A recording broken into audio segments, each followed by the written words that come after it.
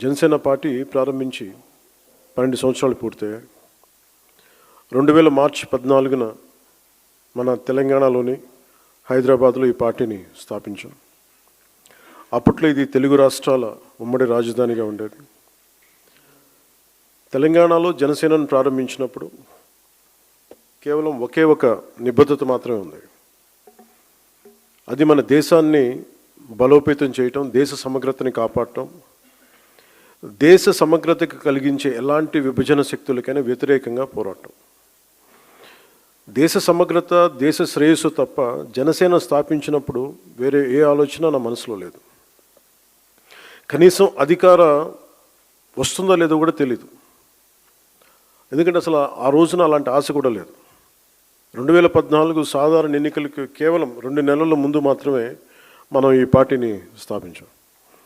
కానీ ఈ 12 ఏళ్ల ఈ ప్రయాణంలో, ఒక పుష్కర కాలంలో చాలా పోరాటాలు చేశాం, చాలా పరాజయాలు ఎదుర్కొన్నాం, ఆశలు కోల్పోయిన సందర్భాలు ఉన్నాయి. అయినప్పటికీ మన అందరం నమ్మే ఒక బలమైన సిద్ధాంతానికి కట్టుబడి మారుతున్న సామాజిక రాజకీయ పరిస్థితులకు అనుగుణంగా మన 7 ప్రాథమిక సూత్రాలను బలంగా పట్టుకుని నిలబడ్డాం.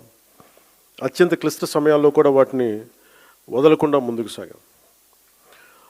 మారుతున్న రాజకీయ పరిణామాల్లో ఒక నిర్దిష్టమైన ఆచరణాత్మక విధానంతో మనం దాదాపు 21 ఎమ్మెల్యే స్థానాలని, 3 ఎంపీ స్థానాలని మరియు ఇంక్లూడింగ్ రీసెంట్ రాజ్యసభతో పాటు కలిపి 2 ఎమ్మెల్సీ స్థానాలని ఈ రోజున సాధించగలిగాం.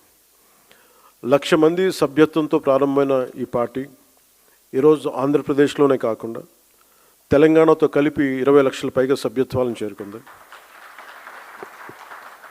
ఇటీవల కాలంలో పార్టీ వైపు ప్రజల నుండి, మిగతా రాష్ట్రాల నుండి, ప్రాంతాల నుండి ఈ భావజాలానికి ఆకర్షితులై, ఈ పోరాట పటిమకు ఆకర్షితులై కర్ణాటక నుండి వచ్చిన కొన్ని వేల మంది కావచ్చు, కేరళ, తమిళనాడు నుండి వచ్చిన కొన్ని వందల మంది కావచ్చు. మనం నమ్ముతున్న సిద్ధాంతం బలపడుతుంది. అది దేశంలోని వివిధ ప్రాంతాల ప్రజలను కలుపుతుంది అనడానికి ఇదే చిన్న నిదర్శనం. భిన్న ప్రాంతాల నుండి వచ్చిన ఈ అనుసంధానాన్ని చూడటం నిజంగా నాకు చాలా ఆనందం కలిగించింది. ఇలా జరుగుతుందని పార్టీ పెట్టినప్పుడు కూడా నేను ఊహించలేదు.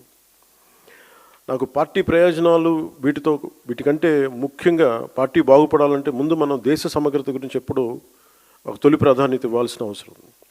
అలా చెప్పడానికి కూడా చాలా కారణం ఉంది. ఎప్పుడైనా సరే మీరు భారతీయ చరిత్రను చదివితే, బ్రిటిష్ వాళ్ళు మనకి స్వాతంత్రం ఇచ్చి వెళ్ళిపోయేటప్పుడు దేశంలో ఒక కల్లోలిత వాతావరణాన్ని సృష్టించారు. స్వాతంత్రం కోసం ఉమ్మడిగా పోరాడిన దేశాన్ని మత ప్రాతిపాదికన విడగొట్టారు. దేశవ్యాప్తంగా ఉన్న ప్రతి రాజ్య సంస్థానాల్లో అనేక సమస్యలను సృష్టించారు.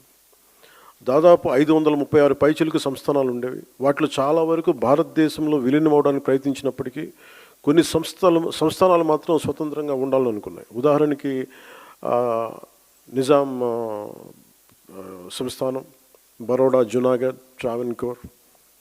కానీ సర్దార్ వల్లభాయ్ పటేల్ గారి నాయకత్వంలో మనం ఈ దేశాన్ని ఏకం చేసాం. ఆ స్ఫూర్తి ఇప్పటికీనే కొనసాగుతుంది.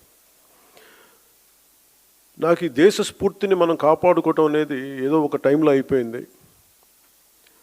సర్దార్ వల్లభాయ్ పటేల్ గారు చెప్పిన మాటలు 47లో స్వాతంత్ర విభజన ముందు జరిగిన 2 సంవత్సరాలు కల్లోలం 49లో ఆల్మోస్ట్ మనకి ఈ కాన్స్టిట్యూంట్ అసెంబ్లీ డిబేట్స్ అన్నీ అయిపోయిన చివరిలో ఆయన అన్న మాటలు, human memory is very short.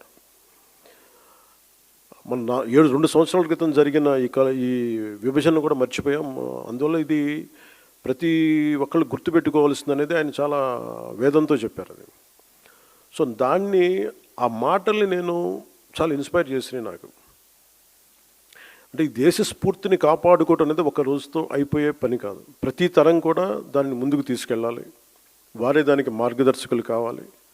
సమకాలీన రాజకీయాల్లో ఎవరైతే అధికారం కోసం ఆశపడి ఈ సూత్రాన్ని విస్మరిస్తారో వారు తమ స్వల్పకాలిక రాజకీయ ప్రయోజనాల కోసం ప్రజల మధ్య, ప్రాంతాల మధ్య విభజనను సృష్టించి దేశ సమగ్రతని ప్రమాదంలో పడేస్తున్నారు.